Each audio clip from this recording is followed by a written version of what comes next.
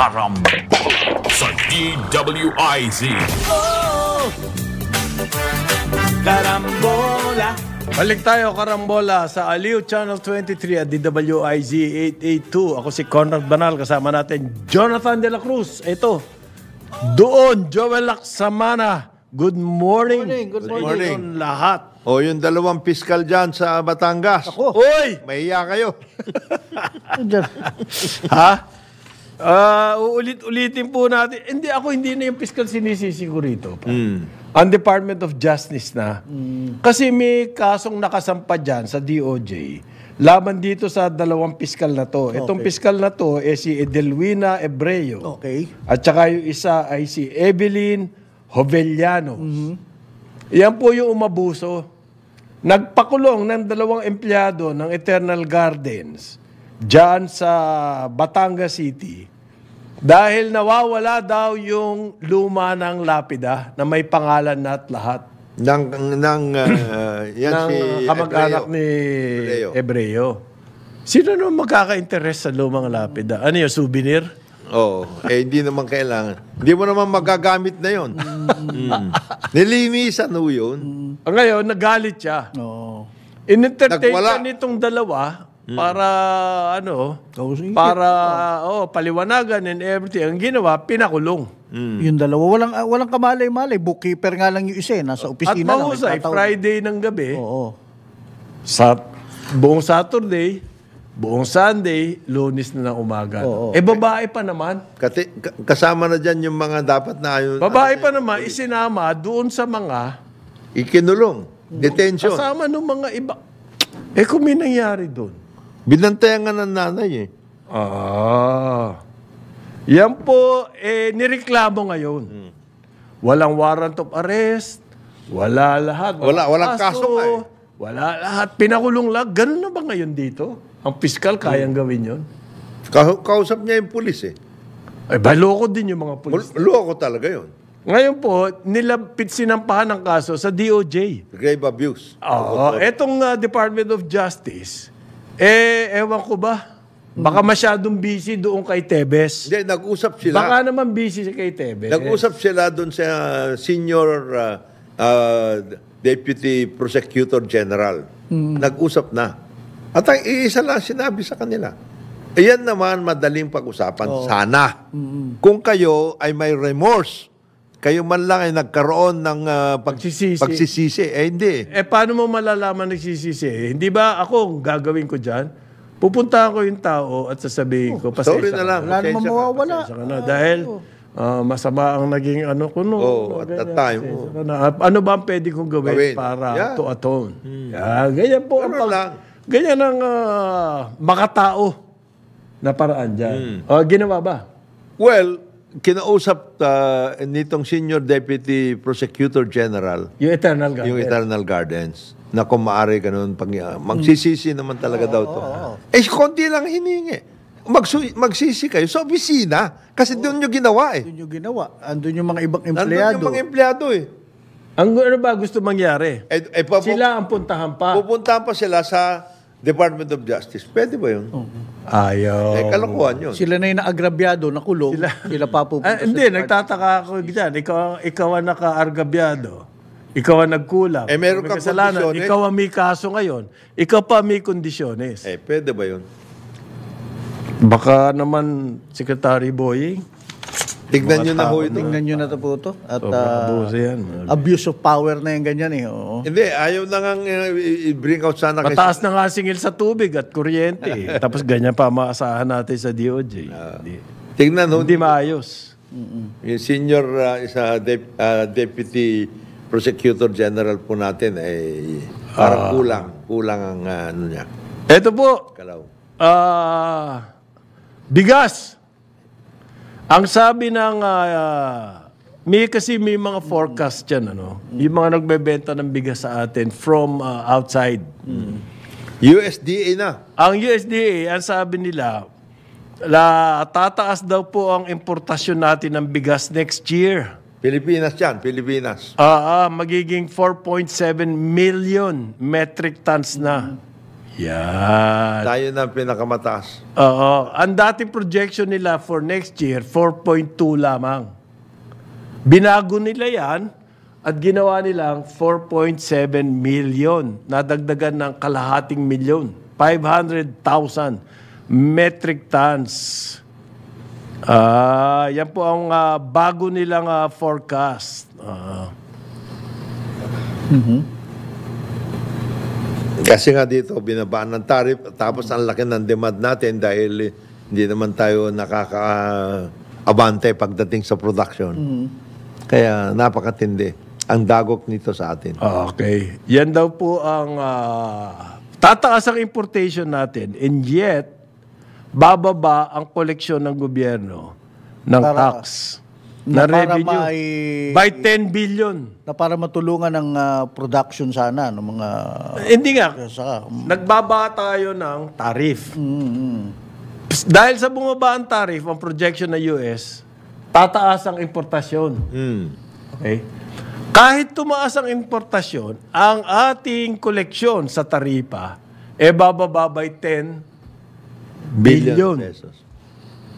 Okay? Ano po ang effect niyan? Okay? Yung 10 billion na yon, ibig sabihin yun, dapat yung 10 billion na yun, mabawas sa presyo ng bigas para sa palengke. Yes. Mas mababa. Mas mababa dapat. Ang inaalala ngayon, mangyayari ba yan? Sana hindi naman Baka ibulsa lamang yan 10 billion na yan ng mga importers. Oh, Hindi ba? yan ang problema dyan. Kasi ang sinasabi, ang argument po, yung mababawas na revenue ng gobyerno sa importasyon, dapat maipantulong yan doon sa farm sector. Mababawasan sila by 10 billion ng tulong. Yan po yung mga bagay-bagay na kailangan timbangin Spiral na yan. ng Magiging presidente kapag nag-issue siya. Kasi siya mag-i-issue rito ng executive order. spiral. Na-issue na?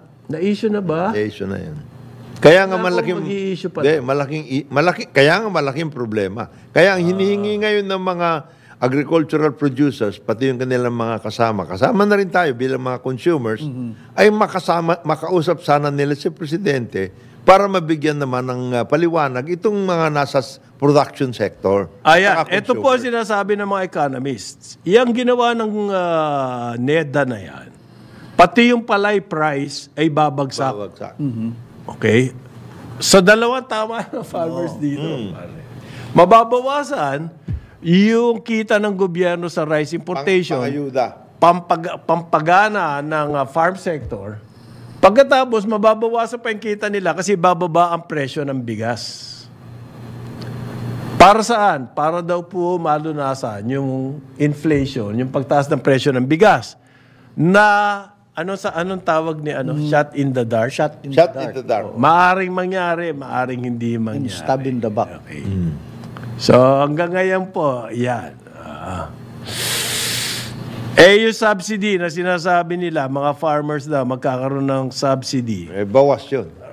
Rice Farmers Financial Assistance. Bawas yun.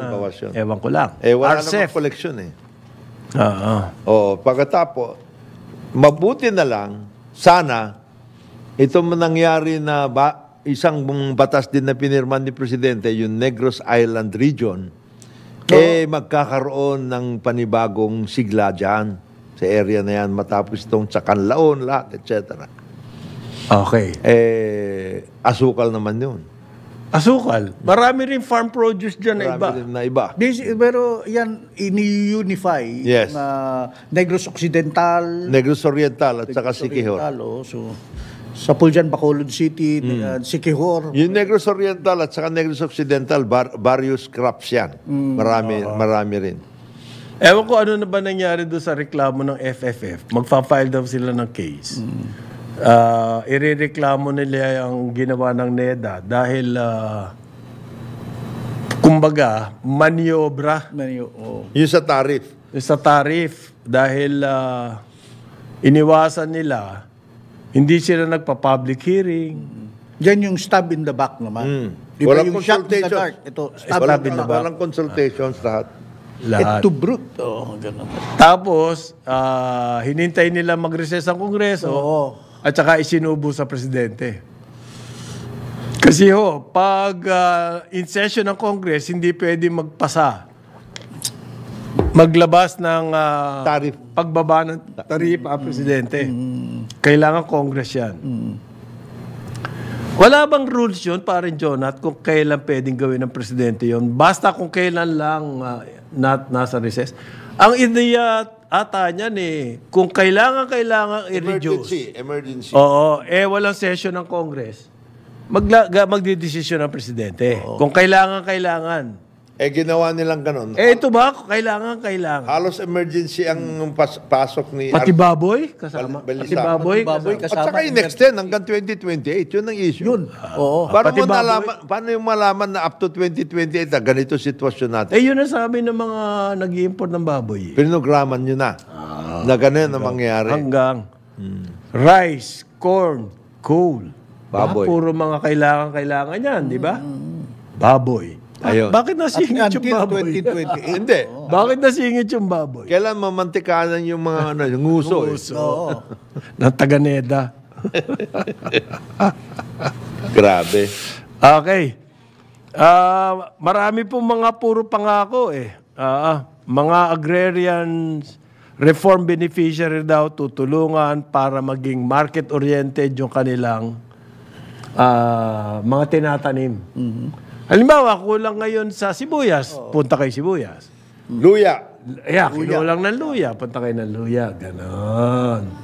Pangako. Yun ang pangako. Paano kaya to, pare? Although, doon sa Sorsogon daw, nakakuha ng mga... Itong galing nitong DOST, pare. Naka-invento sila ng portable, the dryers, powered by solar. Okay. So may invento silang ganyan, itong Department of Science and Technology. So nakagawa na sila ng 8 at ipinamigay diyan sa cooperative sa Sorsogon. Sana po malawakan niyang ganyan na Ngayon. mangyari. Kasi ang drying natin nangyayari sa multipurpose. Oo. Ngayon, ang Portable to kung ako ang Department of Agriculture at saka ng DOST, mag-ayos na kayo at gawin ninyong commercial production ang gawin nyo na dito. Medyo mahal po kasi piece by piece nila ginagawa. 300,000 ang isa So medyo mahal. Pero kung magiging mass production yan, baka malaki mura niyan. At saka, yung production process na ginagawa natin sa ngayon, pwede natin ma-improve pa yan galing doon sa mga ginagawa naman ng ibang mga bansa. Kagaya ng Taiwan, who is a very successful agrarian reform and agricultural production program. Kasama yan. Kasama yan. Post-harvest. Yung mga equipment, lahat, etc. Isa po yung way na to modernize Yes. our rice production. Post-harvest Yan dryer. facilities. Solar pa.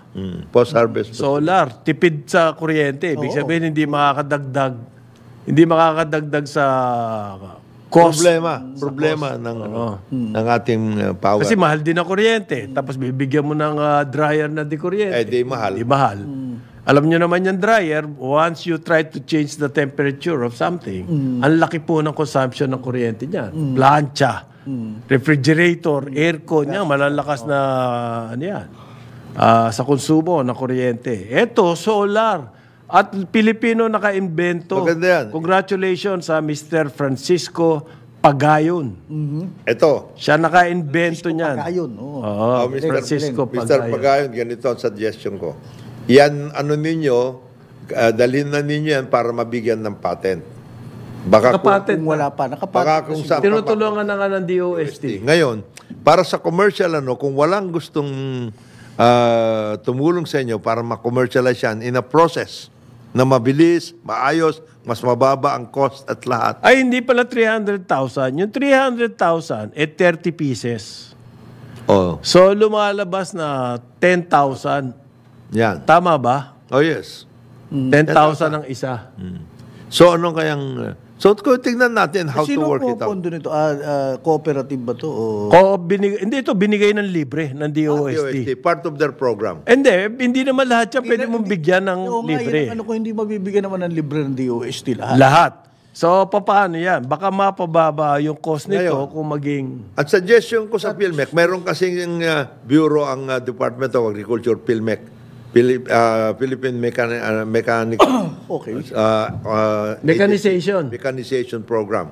Ngayon, imbis na bumili kayo o nag-i-import kayo ng kung ano-ano, ito, tulungan na ninyong gawing commercial ito, si Mr. Pagayon, yung kanyang production. Meron naman pwedeng process. Ng PhilMec. Yung PhilMec. The process itself. So, imbes na bumili kayo ng sa labas pa kung sakasakali, kumuha na kayo ng... Pero malaking tulong to, lalo sa farming units. Ang akin naman sana, dito papasok sana ang mga bangko na makakatulong. Ay, pare! Ito, merong storya rito. May istorya, ang mga bangko po, hindi nagpapautang daw. They have failed to meet the mandated quota for small business loans. Itong first quarter 2020. And they've been continually Failing. Ito, may mga figures Amounted only yung loans na binigay ng mga bangko natin, mga local banks sa mga micro, small, and medium-sized enterprises. I'm sure yan, yung gagamit ng solar drying facilities. Maabot lang sa 474 billion as of end of March. 4.41% lang to ng total loan portfolio nila na 20.77 trillion. Well, 4% lang. Ang mandated quota is 10%. Kapag laki nun. So, ba't ganon, di ba? Yung bang, kasi... natatakot ang mga bangko. Mas gusto nilang bayaran na lang yung mga penalty for non-compliance. Which is what they're also doing, di ba? doon sa agri-agra law. Oo. Ganon. Nagbabayad na lang ng penalty. Kasi takot sila Oo. na hindi nila kilala yung market. Di pag-aralan nyo, gumawa kayo na... Yan ang magandang... Yan ang magandang challenge. May malaki na nga programa sa kanila. There are about 300 rural banks all over the country. Which is why nga, yung rural diba? bank. Gamitin niya, sila ang nakakakilala doon. No, sila yung KYC na intindihan nila yan at their level. Hindi, mura lang ang penalty, pare. Bakit ko gagawin yan? Babayan na lang ako ng penalty. Di ang solusyon dyan, mahal lagyan ng mas mataas na penalty. Mas mataas na penalty. At the same time, tulungan natin yung mga rural bank para yung kanilang kapital na magiging loanable ay tataas. This means, paponduhan natin yung mga yan. Panay, mas masarap magpautang sa Pogo, pare.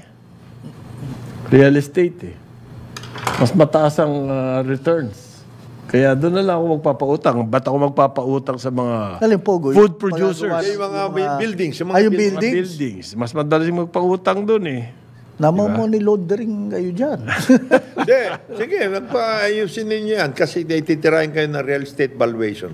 Para matrabaho kayo. Real estate na ngayon. Tataas na. Tataas kayo. Pero matagal pa yung IRR nun Meantime, nandito na itong mga problema ng mga farmers. Isa sad state nga lang. Di ba? Diyan sana yung mga bangko can pick up the slack, ika nga. Di ba? Ang ganda nun yung solar dryer, Filipino invention pa. Tapos bibilis ang pag-dry at mawawala yung wastage. Yun ang sa akin mahalagang bagay. Ang inaano nga natin ito nga yung sinasabi natin na hawakan yung loop mismo. So after the dryer, which means you have to commercialize itong invention nito, which means you have to put up plants for that purpose, and then, of course, yung warehousing later. Warehousing. Na silos na yon. Doon papasok yun dapat. Ang maganda rito, kahit daw during the rainy season, may mga break kasi ng may araw, magagamit ito. Kesa doon sa nakabilad, Sa kalye. sa kalye, Sa highway. O kaya sa multipurpose. Sa multi. tuwan-tuwa daw yung cooperative dyan sa Sorsogon. Mr. Pagayon, presidente pala siya ng Filipino Inventor Society. Producer Cooperative. Okay? May mga sistema yan, parang stackable na mga tray, doon nilalagay yung bigas at ginagamit na drying. Ang araw. Okay? Galing. 150 kilos of palay per drying session. Alam mo, dapat i-encourage din yung, anong pangalan ng organisasyon nila? Inventor. Filipino Invest. Ang dami At least invention. hindi tayo brain drain totally. Meron pa rin tayong mga natitira ditong Ang malaking problema nga ng mga inventor natin, yung commercialization. Yun na nga eh. So marami silang invention pero hindi nako-commercialize. Kaya nga dyan papasok yung mga startup, mga companies. Venture capital. Venture capital. Pati yung mga conglomerates, set aside ninyo part of your, Hindi pwede. hindi. Hindi pwede. Paano Walang ako, ang returns dyan. paano ako Does not affect the bottom line. Hindi, yung paano returns nito, mabigat. paano ako makakapasyal sa Paris? Oo. Sa Kung yan ang aking si kasuhin. Hindi. Hindi. In other Makakapagmotor ba ako in other sa... countries, they encourage that, di ba? Mga ganyan, mga, Sabi- venture ka. Hindi, maski hindi mo encourage, basta may kusang konsensya. Oo. Ginagawa. Meron ng mga grupo, ganun. Ganun ang nangyayari. Pero karamihan, hindi. Okay. Mas interesado silang magliwaliw sa mga... Hindi. Ikaw naman, liwaliw. Hindi, Bibili ng Ferrari. Nagmumotor eh. Mojave Desert. Nagmumotor sa ano? Mojave Desert. O sa Spain. Ayan. Spain, yan. Yan ang malaki nating Our ruling economic class is a different kind of class. Kasi naman naging kakampi yung gobyerno eh. Magkakadimandahan daw po tungkol sa nangyari doon kay Pastor Apollo Kibuloy. Ano yan okay. Si dating Pangulong Rodrigo Duterte bilang administrador daw ng mga properties JC. ng Kingdom of Jesus Christ. Nabasa ko na in totality yung letter. He would take legal actions daw doon sa mga nag-conduct ng Administrator. illegal raid ang tawag niya dyan sa property ni Pastor Kibuloy. Ayan. Sumagot naman ang pulis.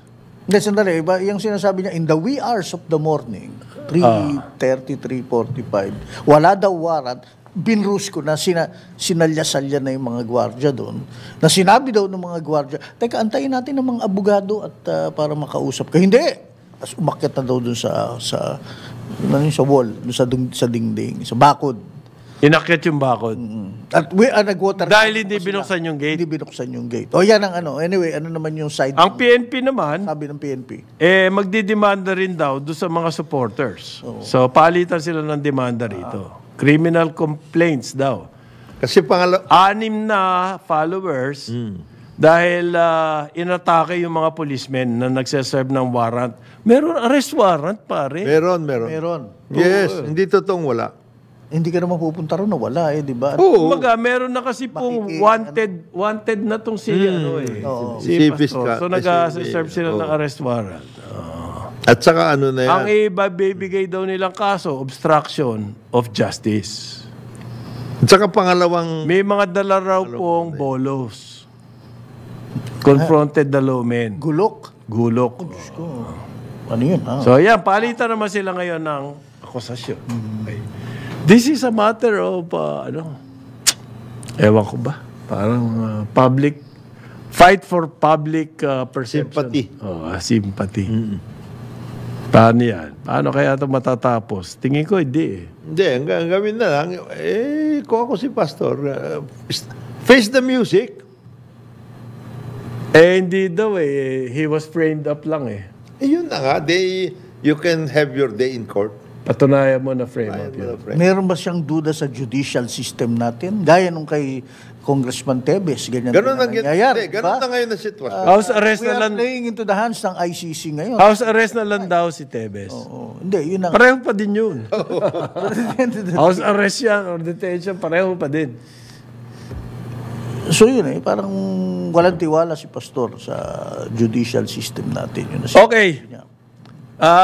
Babalikan natin yung issue na yan pamaya-maya, Break muna tayo dito sa Karambola sa Aliw, Channel 23 at DWIZ 882, 9:30 ng umaga. Karambola sa DWIZ. Carambola, carambola, Balik tayo karambola sa Aliw Channel 23 at DWIZ 882. Kasama natin Joel Laksamana, ako si Conrad Banal. Si paring Jonat po ay mayroong misyon. Pero hindi siguro sa Pampanga. Hindi siguro. Porac. Hindi naman. Hindi siguro. Bamban. Hindi rin siguro. Baka hindi ron. Okay. Eto po.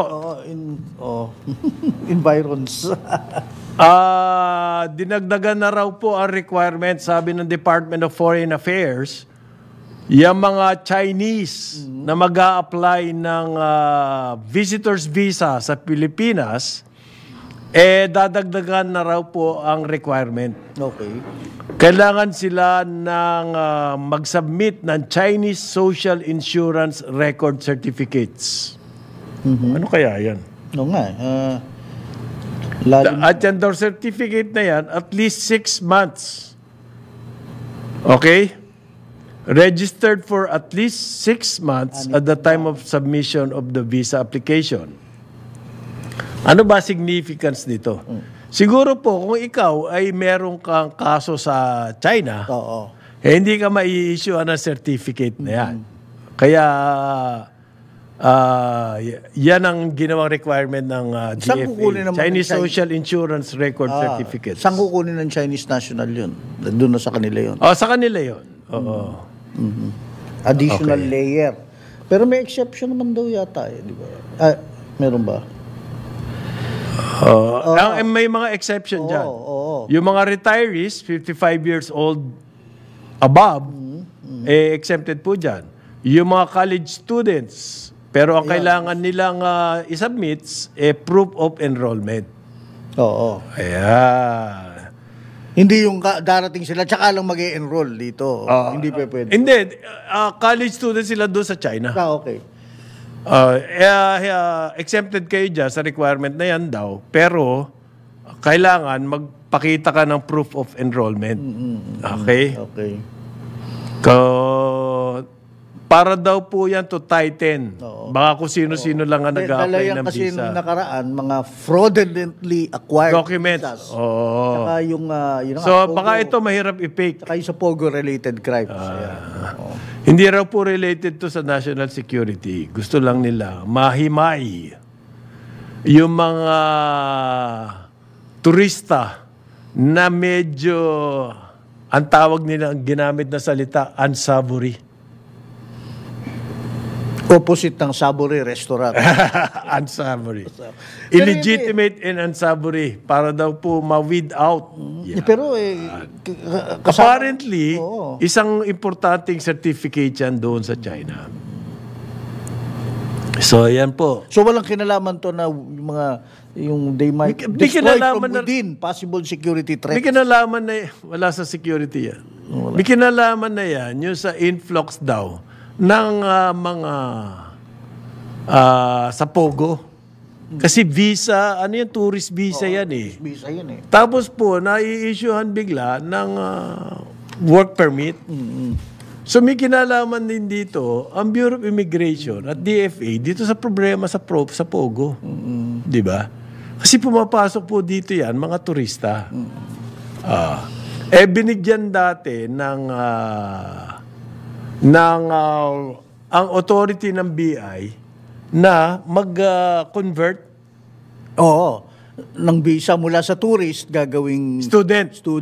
Kaya lumalabas na student daw. Hindi naman student. Nasa Pogo eh. Yan ang mga problema ngayon. Ibig sabihin, dahil sa laki ng kinikita sa Pogo, pati yung mga visa na yan, kayang aregluhin. Hindi ba? Hindi ba gano'n? May nakalagay pa rin case-to-case basis dyan Oo nga. Yun ang exception. Yun ang exception. Ayan. So there you go. Siguro advice na. So kailangan kumuha sila ng yung insurance? Social Security Insurance. Tsaka maganda rin, certificate. Sabihan ng mga travel agent, yung kanilang mga kliyenteng Chinese visitor, huwag kayo magsusuot ng uniforme ng PLA, kahit na luma. Naka huwag kayong susuot ng medalya ng PLA, ng gera. Yan. Ang konti-konti naman nun. Ilang libong Chinese dito nakahuli ng 3, 4 pirasong na uniforme. National threat to national security na. Ang OA. Bari, ikaw yung sinabi mo kanina, iimbestigahan na ng NICA, National, ano bang NICA? National Intelligence. Oo, na baka Trojan horse ang yung mga pogo sa national security. Sabi ko ba, ayos Laki ng talon. Pera-pera po yan eh. Malaki kasi ang kita sa pogo eh. Oo. Laki-laki ng kita, kaya very attractive. Kasi yung criminal Yeah, activities. they are validating all information including the angle. Ano pa ba sasabihin nila? Yun lang ang pwede nila sabihin. China's Trojan horse. Tapos may lagay pang referring to Greek mythology that led to the fall of Troy. Ha? Troy? May explanation. Kakala. May explanation pa. Sige, ayos to, sir. Aha. Nagko-coordinate sila. Ito, good news. Gusto mong good news? Sige.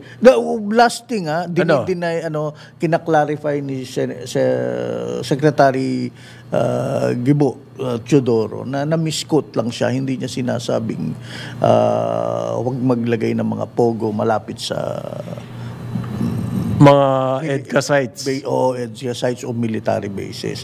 Sa lahat, tingnan yung imbestigahan at tingnan na Na-misquote daw siya. na-misquote siya. Sino? Ng defense beat. So, ayun, na medyo hindi daw... Tanggalin daw yung mga pogo malapit sa mga military. Hindi daw niya sinabi yun. Ang sinabi niya, lahat imbestigahan. Lahat imbestigahan. Ginagawa na nga yun eh. Ba't mo pa kailangan sabihin? Na-misquote, baka sabihin sa lahat. Okay. Pasi at EDCA. Okay. Okay, ano yung good news mo, sir? We need some good news to end. Ito, nakakagana. Yung mga ano dyan, yun pong 2 Philippine Eagle. Uy, Ganda nito. advocacy ko yan, pare. Good yan. Okay. Yung yung eagle po, we are trying to breed them in captivity. Diyan sa Davao. Sa Davao City. Okay? Meron 2, isang lalaki, isang babae, na Philippine Eagle, na ipakakawalan po diyan sa mga forest sa Leyte. Okay. Ang attempt nila, magkaroon daw ng repopulation ng eagle, Philippine Eagle, dyan sa kagubatan dyan sa Leyte. Okay. So, inilipad na po yung 2 eagle na yan. Naka, bit pa. Oo, nakita ko yung conservationist retrato eh. no? Oo. Ang ganda nung gustong-gusto ko yung ng Air Force, nilipad nila dyan sa Tacloban. Okay? Yung 2 biologists from Philippine Eagle Foundation. Tapos, Dalawa lang to, 2 eagle.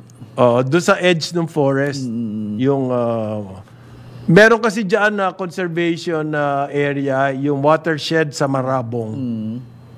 Diyan sa isang mountain range, diyan sa Leyte. Maganda yung biodiversity area. Doon pinakawalan yung 2 eagles. Maganda yan. So, hindi po agad-agad pinakawalan. Nakapanood na ako niyan kung paano. Ilalagay muna nila sa isang hawla. Tapos para ma-familiarize sila sa klima. Acclimatize and everything. Tapos bubuksan yung hawla, pababayaan lang sila. Gusto nila lumabas. Yan. Explore muna sa paligid. Pagkatapos, maya-maya, siguro after so many hours, lilipad sila doon sa paligid lang. Ganyan. Nakapanood na ako niyan paano in the wilderness. Kasi sanay sa in captivity yan. Hindi pa sanay sa... Hindi pa. Bibiglain mo na sa kanyang... hindi pa niya natural habitat yan. Ang maganda sana... May pangalan pa yung mga eagles na yan. Sana naman... Tinatag pa yata yan para Meron. nila, diba? Meron silang mga electronic gadgets. So, makikita kung nasaan sila. Kung ano na. Kaya nga namomonitor, di ba, yung isa binaril. Yun ang inaalala ko. Sana Yung naman... isang eagle, binaril Minsan pa. education din to. Hindi alam ng mga tao alam na... hindi binabaril yan, hindi po ano yan. hindi nila pagkain kasi or alam na may effort. Kasi endangered species na yan Philippine Eagle. So yung, kumbaga, nagbe-breed sila sa Davao. At depende kung pag-aaralan yung isang ecosystem, halimbawa sa Leyte, kung kakayanin ba. No? At nakita nila pwede doon sa Leyte, kaya kaya naglabas sila. May pangalan pa yung mga ibon May pangalan pa yung mga eagles. Okay. Yan mga lugar kung saan, i-release, talagang piling-pili yan, I suppose. Hindi yan pwede dyan yan sa may Las Piñas, yung wetlands dyan. May target po sila, may programa yan. Hindi lang, kumbaga, widow. Ayun na nga. Pinag-aralan yan. Yan ang tinatanong ko. May programa yan. Alam nila kung ilang pwedeng eagles dyan sa forest na yan. Ang target lang nila, siguro kailangan daw dyan mga 18 pwede. So, hindi yan pwedeng gaya sa manok, yung may hatchet. Meron na silang ginawa noon dyan sa Leyte. Oo. Ang problema, nadali nung Yolanda Naku. Yung mga eagles. Yung eagle. Meron na sila vulnerable sila sa bagyo, I suppose. Merong sighting, nag-iisa na lamang, mga 7 years ago, nag-iisa na lamang yung mga pinakawalan na mga eagles dyan. Okay. Sana nga, magkaroon tayo ng rebirth or what? Resurgence ng Philippine eagle. Napakaganda niyang.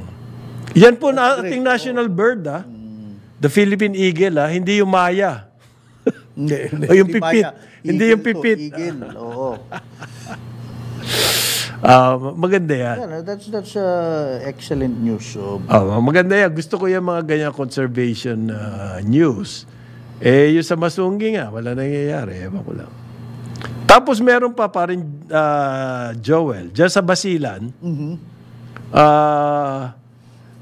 binigyan po ng parangal yung mga master weavers. Okay. Yung yakan cloth. Okay. Meron mga Yakan cloth. Yakan cloth, tenun, kung tawagin yan Yan yung woven po. Kakaiba siyang method, kakaiba siyang system. Binigyan po ng parangal yung mga master weaver. Ayan. Dahil lang rito para matuloy-tuloy daw yan tradition na yan. Alam mo ba, merong effort maski yung mga garment manufacturers, yung high-end garment manufacturers dito sa National Capital Region. Okay. Meron silang effort to revive the local techniques ng woven cloth. Ang isa dyan, yung kaibigan ko, kasama ko sa Rotary Club, si Olive Ang. Isa yan sa mga advocacy niya So, yung mga babae po na mga magagaling, master weavers, eto may mga photos pang gaganda ng kanilang mga cloth Okay. So, mangyak-ngyak daw yung mga na-recognize yung kanilang talent. Gusto i-propagate yan ng mga organizations para manumbalik at baka maging high fashion. Bakit hindi? Di ba? Mga pick-up na Kasi meron mga fashion houses sa Europe ethnic at at gumagamit na sila niyan. Oo. Ng mga ganon, ng mga yung yakan. Yan sa sa Basilan. Binigyan sila. Hindi naman magastos ang production yan or something. Or Basilan, unique. Unique. Oo. Ang labas niyan. Okay. At nagkaroon na sila din ng museum dyan, museo. Okay? Nagtayo ng museum po para mapakita yung mga iba-ibang klase ng woven cloth dyan. Okay? Ngayon, meron pang isa pa akong gustong sabihin, yung Guadalupe Church. Okay. Alam mo yung Guadalupe Church? Yeah. Dito sa Makati. Makati. Diyan ako nag-aral high school. Our Lady of Guadalupe Minor Seminary. Sa tabi namin, merong Guadalupe Church. Bago nagkagera, na bomba Kaya nasira yung church na yan. Pero nakareconstruct na. Ang may hawak dyan, mga Agustinians. Okay. Katabi ng seminary yan. Dati, nagiging pilgrimage site yan, pare. Nagpupunta yung mga tao dyan magsisimba. Our Lady of Guadalupe. Yung Guadalupe Church. Kaya yung lugar, naging Guadalupe. Guadalupe Viejo, Guadalupe Nuevo, ganyan. Yan yung entrance niyan, yung sa may EDSA, no? Oo. Okay, Sa tabi ng Loyola. Loyola, okay, tama, doon sa taas. Maganda simbahan niya, maliit lang, pero luman-luma. Okay. Yung pong Agustinians, turn over to the Archdiocese of Manila. Na-turn over na yung simbahan na yan. Okay. So, ngayong magkakaroon daw po ng misa si Cardinal Advincula, Jose Cardinal Advincula, ngayong June 16. Meaning on Sunday. At ita-turn over doon para may seremonya. Okay. Ita-turn over na yan sa isang tourist spot to eh. Itong Guadalupe Church sa Makati. Sa Makati. Marami ng mga ganyan simbahan na kumbaga national heritage Tama. sa atin. Isa pa yan. Isa yan Maganda sa yan, mga napapanatili, gagawin. oh. Okay. Yan po, ito naman, isa pang news. Ito, bad news. Anong bad news yan? Binigyan ko kayo 3 good news eh. No, sige. Isang bad news. Mataas daw po ang incidence ng bullying sa mga paaralan dito sa Pilipinas, aray. Lalo na sa public schools. Mga studies po yan na ginawa at pinag-usapan during EDCOM or meeting yan ng Basic Education on Bullying and Home and School Environment. Nagkaroon po ng series of studies para maintindihan daw yung bullying sa public schools. Taas daw ng incident. Talaga. Ano yung figures nila? Teka ha, hinahanap ko nga.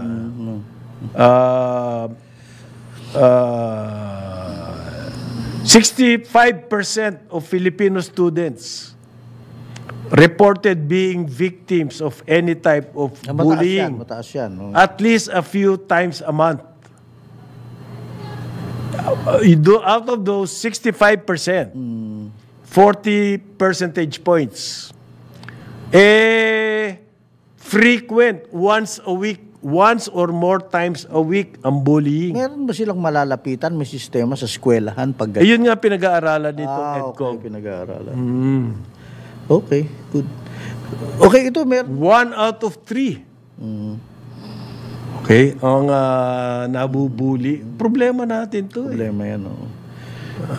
Well, sana mapag-aralan nila kasi dapat sana may system within the school, sa school system kung paano may malalapitan ang mga bata, mabilis ma-actionan. Isa daw po sa manip dahilan. with the bud. Ang isang dahilan dyan, napakalaki daw kasi ng size ng isang klase Ayun. sa public Na school. hindi nababantayan. Hindi nababantayan ng teacher. Okay. Okay. At tapos, hindi masyadong i-implement ang discipline sa loob ng classroom. Okay? Pero may sinasabi ang De La Salle University, kailangan din daw ng support system doon sa bahay. Sa bahay. Okay. Doon nang gagaling yung attitude ng pambubuli.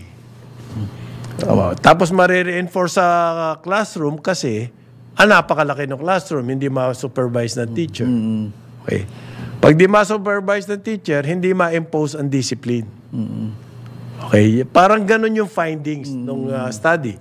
How to solve that is another question, is another issue. Paano natin isosolve yun?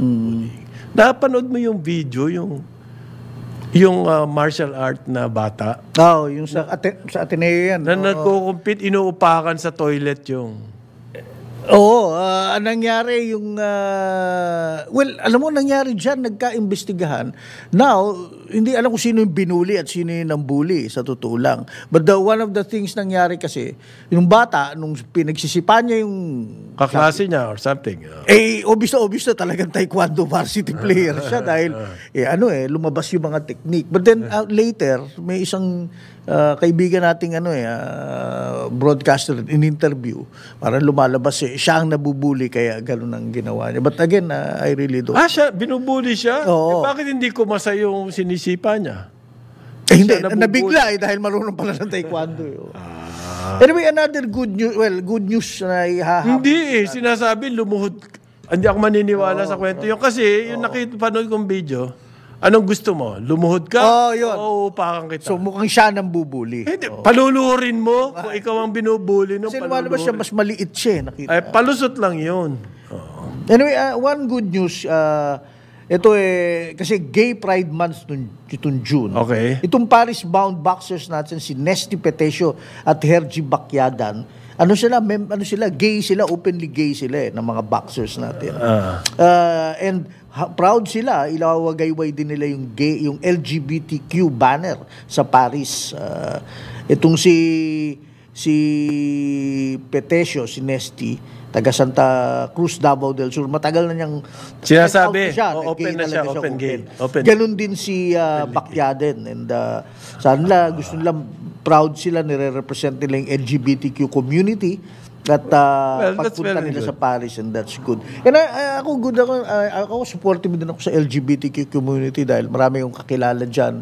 And it's a controversial thing dahil syempre yung society natin meron pa rin hindi matanggap yung ganyang klaseng yung freedoms na gano'n at all that. And hopefully maayos. Pero we live in more a open than certain not, society. tanggap naman dito sa... Yeah. Pero meron pa rin mga Meron sectors. pa rin kasi, na kailangan mapaliwanag. Well, there are some certain controversial issues, lalo na sa transgender issues. Kasi meron mga iba would say na, okay, may rights ka, but yung rights mo tumitigil hanggang dito. You cannot force me to call you by your pronouns, mga ganyan-ganyan. Yeah, that is a controversial thing. Marami pa rin. Marami pa rin ganon. And that one has to sana ma-solve yan. takes time to do that.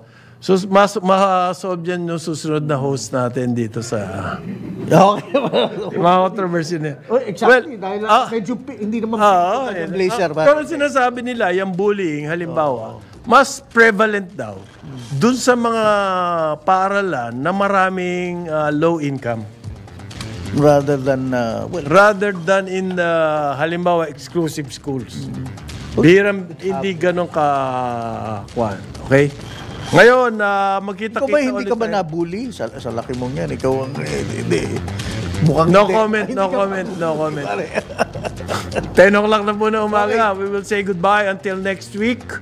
Monday, magkita-kita tayo dito sa Karambola sa Aliw Channel 23 at DWIZ 882. Sa ngalan ni Jonathan De La Cruz, Joel Laksamana, ako si Conrad Banal. Pero ito nandito na ang susunod. Makisig. Ronda Pilipinas kasama ang award-winning broadcast journalist at Batikang Bangus Sardis Distributor, Dennis Antenor Jr. Right. Karambola.